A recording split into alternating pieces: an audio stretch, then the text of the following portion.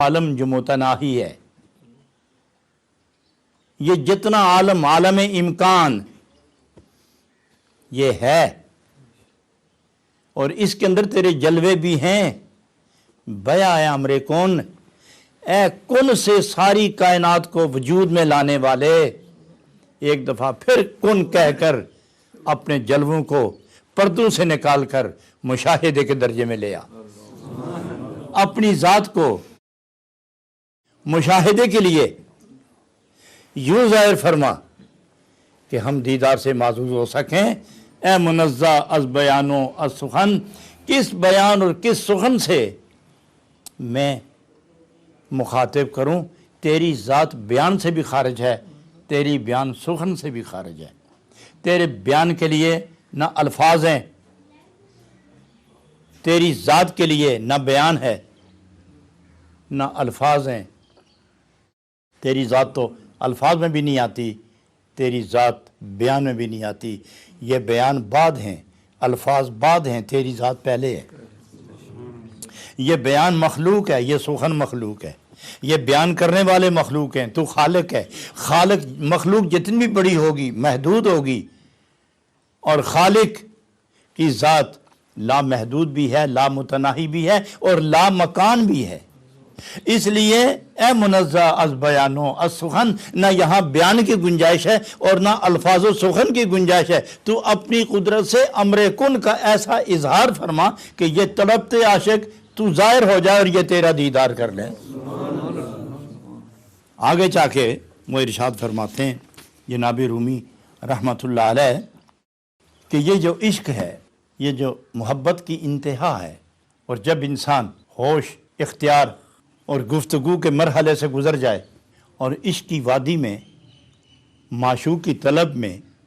اتنا گم ہو جائے کہ وہ اپنی جان کو بھی فراموش کر دے، صرف ذات محبوب، ذات معشوق کی ذات ہی باقی رہے اور اسی کی طلب میں وہ مگن ہو، تو اس وقت وہ جو عشق کی کیفیت ہوگی وہ اس باغ کی ہوگی جس میں نہ کبھی خزاں آتی ہے اور نہ وہ کبھی محتاج بہار ہوتا ہے۔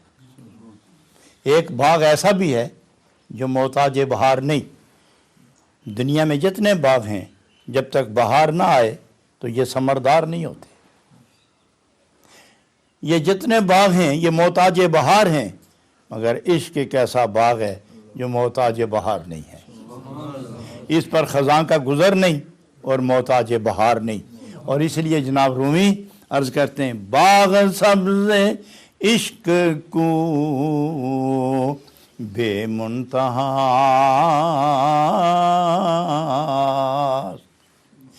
جز غم و شادی درو بس میں وہاں۔ آپ نے تو باغ دیکھے ہیں نا، میلوں پھیلے ہوئے باغ، حد نظر تک آباد لہلاتے باغ، یہ محتاج بہار ہیں۔ یہ کبھی خالی ہوتے ہیں، کبھی میوے سے پر ہوتے ہیں، کبھی میوہ نہیں ہوتا، میوہ کیا پتے تک نہیں ہوتا، اور جب پتے اترتے ہیں تو ان کا پتہ ہی نہیں رہتا۔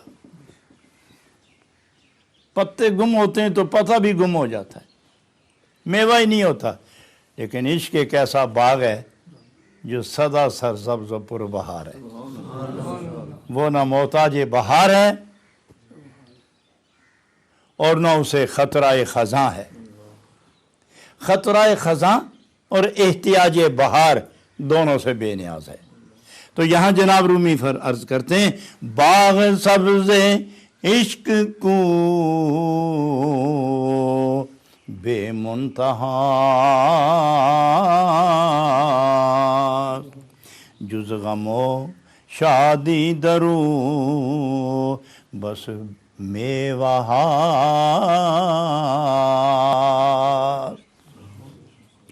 یہ جو عشق کا باغ ہے اس کی کوئی انتہا نہیں۔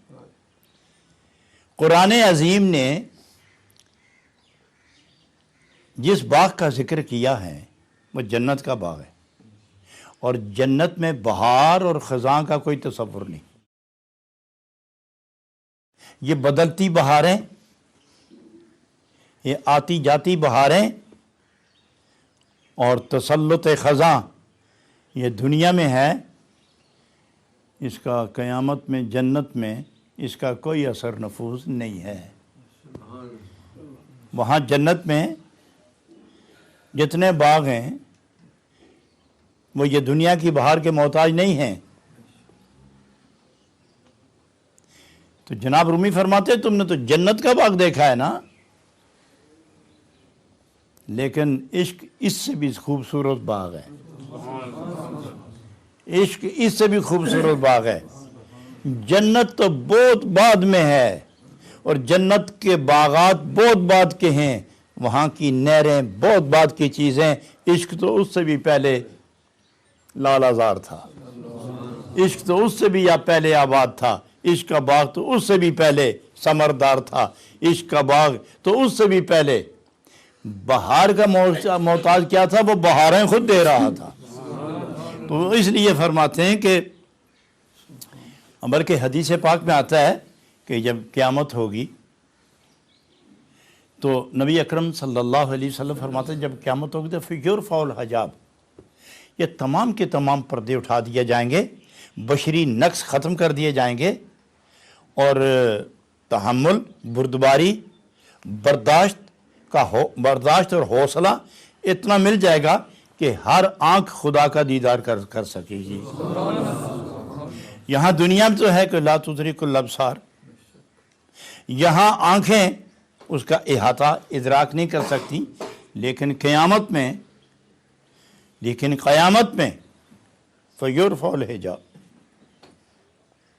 سارے کے سارے پردے اٹھا دیے جائیں گے، عام و خاص اپنی اپنی حیثیت کے مطابق خدا کے دیدار سے معزوز ہوں گے۔ سب کو یکساں دیدار نہیں ہوگا، انبیاء کا عجب سلسلہ ہوگا، سید الانبیاء کا اپنا مقام ہے، انبیاء کا اپنا مقام ہے، مرسلین کا اپنا مقام ہے، فرشتوں کا اپنا مقام ہے، اولیاء اللہ کا اپنا مقام ہے، علماء صلحاء کا اپنا مقام ہے، صوفی درویش کا اپنا مقام ہے، ہر جنتی کا اپنا مقام ہے۔ وہ اپنی حیثیت کے مطابق اتنا اس کو حوصلہ ملے گا کہ وہ خدا کا دیدار کر سکے گا، وہ خدا کے دیدار سے معزوز ہوگا۔ لیکن جناب رومی عرض کرتے ہیں عاشقو تمہیں قیامت کا کیا انتظار ہے؟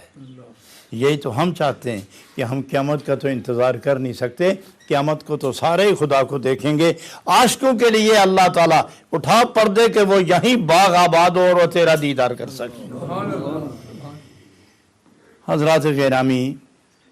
آگے جا کے خوبصورت بات جس پر یہ آج ساری گفتگو مکمل ہو جائے گی، جناب رومی عرض کرتے ہیں اے میرے محبوب، اب وہ بارگاہ رسالت کی طرف متوجہ ہو گئے کہ یہ فریاد، ندا، صدا، التجا، تمنا، گزارش، آہوزاری، انکساری، اجزکاری، یہ سب تو ہم نے پیش کر دی اپنے مالک کے حضور، کب وہ منظور فرماتا ہے۔ لیکن اے آقا دو عالم، اے ہجر کی دشت میں وصل کا اہتمام کرنے والے، اے دوریوں کو وصل کا لباس پہنانے والے، اے بشری تقاضوں پر نبوت کے فیض سے ملکوتی آثار عطا فرمانے والے، آپ کے حضور گزارش ہے کہ ہم پر کرم فرماتے ہوئے، چونکہ اللہ نے آپ کو مخاطب کر کے فرمایا ہے کہ اگر کوئی مسکین آپ کے حضور حاضر ہو تو اسے خالی نہ لوٹایا جائے۔ وَأَمَّا السَّائِلَ فَلَا تَنْهَرْ، جو بھی سائل آئے اسے اس کی خواہش کے مطابق خیرات عطا فرمائی جائے، یہی شایان شان نبوت ہے۔ اور جب میں نے سارے خزانے دے ہی دیے ہیں اور آپ کو اپنے خزانوں کی چابیاں دے دی ہیں، وہ خزانہ مانوی ہو یا ظاہری ہو، یا باطنی ہو، دینی ہو، دنیاوی ہو، جسمانی ہو کہ روحانی ہو، ایمانی ہو یا عقبہ کا ہو یا دنیا کا ہو، جیسا کوئی طالب ہو، سب خزانے آپ کے پاس ہیں اور چابیاں بھی آپ کے پاس ہیں۔ آپ نے تصدیق بھی کر دی ہے کہ اوتی تو مفاتیح خزائن الارض، زمین کے خزانے کی کنجیاں مل گئی ہیں، آسمانی خزانے کی کنجیاں تو پہلے ہی عطا کر دی گئی تھی۔ تو جب یہ کنجیاں آپ کے پاس ہیں تو جو بھی آپ کے پاس آئے فلا تنہر، وہ خالی نہ جائے، وہ خالی نہ جائے، اسے مال دیا جائے۔ تو جناب حافظ شیرازی ایک دفعہ عرض کرنے لگے، بارگاہ رسالت میں حاضر ہوئے تو وہ عرض کرنے لگے کہ زکاتم دے کہ مسکین و فقیرم، زکاتم دے کہ مسکین و فقیرم، حکم ہے فقیروں کے لیے کہ انما الصدقات للفقراء والمساکین، غریبوں مسکینوں کے لیے زکوٰۃ لینا ضروری ہے اور امیروں کو زکوٰۃ دینا ضروری ہے۔ اور پوری کائنات میں خدا کے بعد اگر کوئی امیر ہے تو وہ جناب محمد الرسول اللہ آپ کی بارگاہ ہے۔ مجھ سے بڑا فقیر کوئی نہیں اور آپ سے بڑا امیر کوئی نہیں، لہذا زکاتم دے کہ مسکین و فقیرم، میں مسکین بھی ہوں فقیر بھی ہوں، مجھے زکوٰۃ عطا فرمائیں۔ بارگاہ سید الکونین میں حافظ شیرازی عرض کنا ہیں، مسکین و فقیروں، آپ امیر الامراء ہیں، یہاں سے نبیوں کو زکوٰۃ ملی ہے، خیرات ملی ہے، یہاں ولیوں کو ملی ہے خیرات، کائنات کو خیرات ملی ہے، میں بھی مانگنے آیا ہوں، اور اگر میرا بخت برابر نہیں،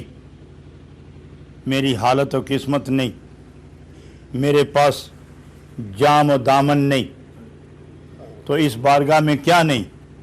گر تو نمے پسندی تغیر کن کزارا، گر تو نمے پسندی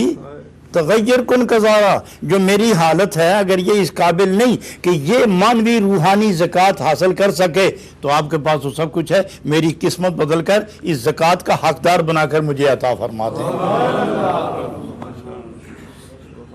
میری حالت آپ بدل کے مجھے اس کا اہل بنا دیں۔ رومی بھی شاید انہوں نے رومی کی اس ادا کو اپنے لے میں پیش کیا ہے، تو سب سے پہلے رومی عرض کرتے ہیں،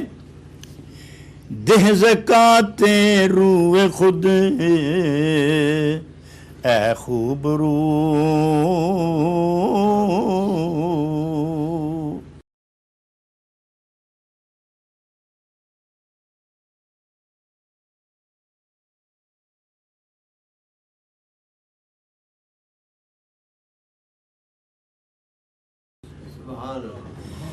دے زکاتِ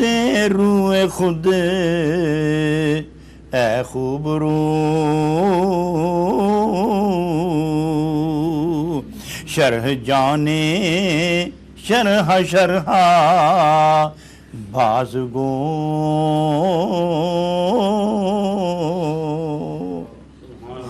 شرح جانے شرح شرح باز گو،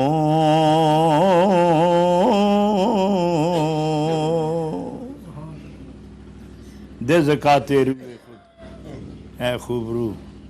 اے اللہ کی ساری کائنات میں، اللہ کی ساری مخلوق میں،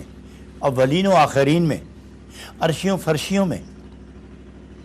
کائنات میں، موجودات میں، ملائکہ میں، انبیاء میں، پوری دنیا میں جو تیری مخلوق ہے، جو آنے والی ہے، جو آ گئی ہے، اس ساری مخلوق میں جو سب سے خوبصورت ہے، جو سب سے حسین ہے، جو سب سے جمیل ہے، جو سب سے کامل ہے، جو سب سے اکمل ہے، جو سب سے اعلیٰ ہے، جو سب سے ارفع ہے، جو سب سے بلند ہے، جو سب سے بالا ہے، جس کے حسن کی تاب کوئی نہ لا سکے، اور جس کے حسن کی حقیقت کو خود نبی پاک فرمائیں کہ لم یعرفنی حقیقتا غیر ربی، اے صدیق میرے حسن کی حقیقت کون جانے میرے بغیر اور میرے اللہ کے بغیر۔ تو اس کی طرف جناب رومی اشارہ کر کے عرض کرتے ہیں، دے زکاتِ روح خود اے خوب رو، اے ساری کائنات میں سب سے حسین اس پاکیزہ حسین چہرے کی زکوٰۃ ہی نکال دیں نا، کتنا نصاب کامل ہے۔ جب نصاب نہ ہو تو زکوٰۃ نہیں ہوتی، اور جب نصاب مکمل ہو تو زکوٰۃ رکھنی جائز نہیں، دینی جائز ہے۔ رکھنی جائز نہیں، دینی واجب ہے، ضروری ہے۔ اب آپ پر زکوٰۃ فرض ہو گئی ہے، حسن اتنا بڑھ گیا، نصاب اتنا کامل ہو گیا کہ سارے جہان میں آپ تو اپنا اس نصاب میں سے زکوٰۃ بانٹتے چلے آئے ہیں۔ آدم علیہ السلام سے لے کر آج تک زکوٰۃ بڑھتی چلی گئی ہے۔ اب میں آ گیا ہوں، مجھے بھی اس حسین چہرے کی حسن کی جلوہ گری میں سے کچھ قطرے عطا فرما دیں۔ شرح جانے شرح باز گو،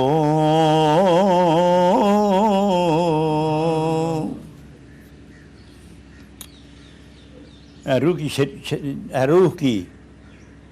تشریح کرنے والے، شرح جو سوراخ ہے، ٹکڑے ہے، پرزے ہے، ذرا اس کی شرح تھوڑی سی، شرح جانے شرح جو روح ٹکڑے ہو گئی، جو روح پرزے ہو گئی، جو روح سوراخ ہو گئی، ذرا اس کی شرح از سر نو پھر بیان کریں نا، تاکہ آپ کے بیان سے جو ہماری تڑپتی اور شرح ٹکڑے روحوں کو جو سکون ملے گا، ہم سمجھے گے ہمیں زکوٰۃ مل رہی ہے۔ اس لیے عرض کرتے ہیں، دے زکوٰۃ روح خود اے خوب روح۔ کائنات اللہ کی مخلوق میں بعد از خدا، ایک دن نبی کریم صلی اللہ علیہ وسلم صحابہ کرام علیہم الرضوان کو فرمانے لگے، رأیت ربی، میں نے رب کو دیکھا ہے نا، فی احسن صورت، میں نے اللہ کو اتنا حسین دیکھا کہ اللہ نے اپنے حسن کی تعبیر کے لیے خود کوئی لفظ ابھی تک بنایا ہی نہیں ہے، کیونکہ الفاظ تو خدا پیدا کرتا ہے۔ میں نے اللہ کے سارے دفتر چھان مارے کہ کوئی لفظ ایسا مل جائے کہ حسن ازلی، حسن ربی کی عکس فرمائی کر سکے، عکس نمائی کر سکے۔ اللہ کے سارے دفتر میں نے چھانے، میں نے ایک حرف بھی نہیں پایا جو حسن خدا کی تعبیر مکمل طور پر کر سکے۔ اتنا جانتا ہوں کہ فی احسن صورت، جس کی کوئی مثال نہیں، لیس کمثلہ شیء، ایسا حسن دیکھا کہ جس حسن کی تعبیر نہیں۔ اس حسن کے بعد، اللہ کے بعد اگر کوئی حسین ہے تو وہ جناب محمد الرسول اللہ صلی اللہ علیہ وسلم۔ حسن مصطفیٰ کی ایک جھلک جناب یوسف علیہ السلام کو ملی تو وہ ساری کائنات میں حسین مشہور ہوئے، تو باقی تو پردہ ڈال دیا نبی پاک علیہ السلام نے اپنے حسن پر، یا خدا نے پردہ ڈال دیا حسن نبوت پر، کہ اگر یہ بے غبار ہو گیا، اگر یہ عیاں ہو گیا، یہ بے حجاب ہو گیا، تو جو دیکھے گا دل یہیں چھوڑ جائے گا، جو دیکھے گا جان قربان کر دے گا، جو دیکھے گا ہوش میں نہیں رہے گا، کلمہ کس کو پڑھائیں گے، توحید کس کو سنائیں گے۔ تو پردہ ڈالا تو وہ حسن، یہ جناب رومی فرماتے ہیں کہ وہ حسن کہ جس پر رب العالمین کے اپنے جمال کے پردے ڈال رکھیں، اس کے پیچھے آپ کا جلوہ حسن موجود ہے، اس حسن میں سے زکوٰۃ نکالو نا، تھوڑا سا دے دیں مجھے۔ شرح جانے شرح باز کو، اس ٹکڑے جان محبوب، یاد محبوب کی لذت، اور پھر ہجر محبوب کے تیروں سے جو روح چھلنی ہو گئی ہے، جو روح سوراخ ہو گئی ہے، وہ روح پھر التجا کرتی ہے کہ ذرا اس کی توضیح و تشریح کریں نا، تو جب آپ بیان فرمائیں گے تو ہماری روحوں کو آرام ملے گا۔ حضرات، یہ کیسے عجیب لوگ ہیں کہ جب شوق میں طوفان اٹھتے ہیں، موجیں ابھرتی ہیں، اس تلاطم خیزی میں صرف ایک آرزو لیتے ہیں، شوق دیدار کے سوا کچھ ان کے پاس نہیں۔ یہی وہ لوگ ہیں جو حسن کائنات ہیں، یہی وہ لوگ ہیں جو آبروئے کائنات ہیں، یہی وہ لوگ ہیں، بلکہ اگر میں یہ کہہ دوں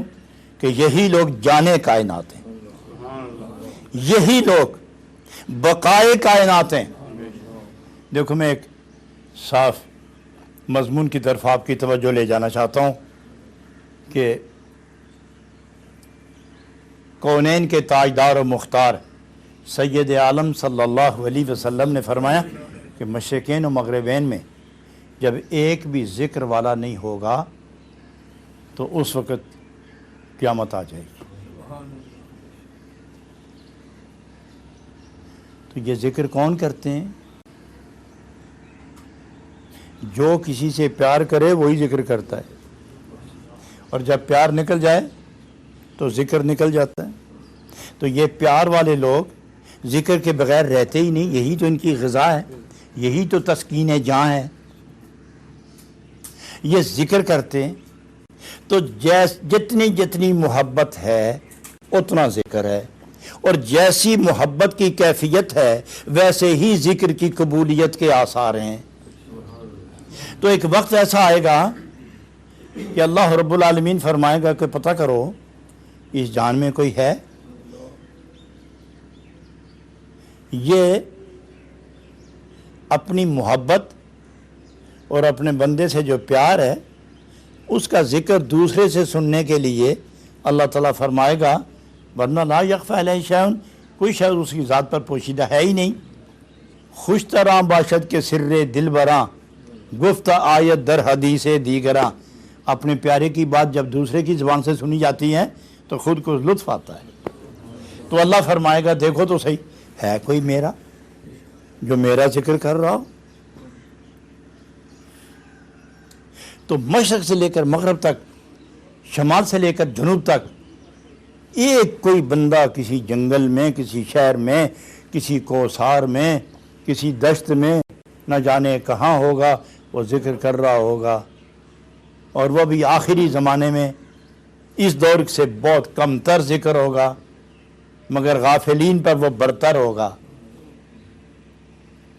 تو عرض کرے گا فرشتہ کہ ایک آدمی محو ذکر ہے، تو خدا نے فرمایا کہ ابھی تک میرا بندہ کوئی اس فرش پر ہے تو قیامت نہیں آتی۔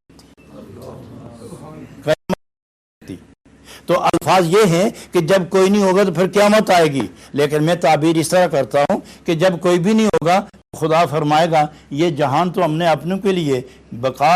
اس کو دے رکھی تھی، جو اپنا ہی کوئی نہیں تھی، ان باقیوں کو پالنے کی ضرورت ہے، بلڈوز کرو ان کو، اڑاؤ ان کو۔ تو پھر حضرت اسرافیل بندوبست کریں گے سب کا، پھر وہ یکدم بندوبست کر دیں گے۔ تو گویا یہ جہان جو باقی ہے، میں سمجھتا ہوں کہ بقائے عالم کی بنیاد یہ محبین خدا ہیں، یہ رونق اس عالم کا، یہ درویش لوگ ہیں۔ یہ جو صوفیاء اور درویشوں پر اعتراض کرتے ہیں، دراصل یہ عقل کے اندھے ہیں، یہ عقل کے اندھے ہیں، اور دنیا کے ذلتوں میں، دنیا کی فانی اور غلیظ لذتوں میں ڈوب کے اندھے ہو گئے ہیں، اور دل کے اتنے گندے ہو گئے ہیں کہ پاک باز ان کی نظر میں آتے ہی نہیں۔ یہ دلوں کے گندے، یہ عقل کے اندھے، اور یہ مزاج کے درندے، صورت ہے تو یہ بظاہراً بندے، مگر اندر سے یہ بالکل ناکارہ اور غلیظ اور گندے ہیں۔ یہ جو انبیاء پر زبان تنقیص دراز کرتے ہیں، اولیاء پر حرف شکایت پیش کرتے ہیں، اور صلحاء کو اپنے جیسا سمجھ کر ان کو مورد الزام ٹھہراتے ہیں، صحابہ پر تنقید کرتے ہیں، اولیاء اللہ پر تنقید کرتے ہیں، صوفیاء پر اور اہل تصوف پر یہ جو زبان تان دراز کرتے ہیں، دراصل یہ بد نصیب جماعت ہے، یہ دلوں کے اندھے اور دماغ کے گندے لوگ ہیں۔ اور حقیقت یہ ہے کہ یا یہ سچے ہیں یا قول رسول سچا ہے، اب دو میں سے ایک ہی سچا ہوگا، یا قول رسول سچا ہے یا یہ سچے ہیں۔ اور اگر یہ سچے ہیں تو پھر یوں سمجھو کہ جہان غرق ہو گیا، اور اگر قول رسول سچا اور یقیناً سچا اور بالکل سچا ہے تو پھر یہ لوگ خدا کی رحمت سے محروم ہیں۔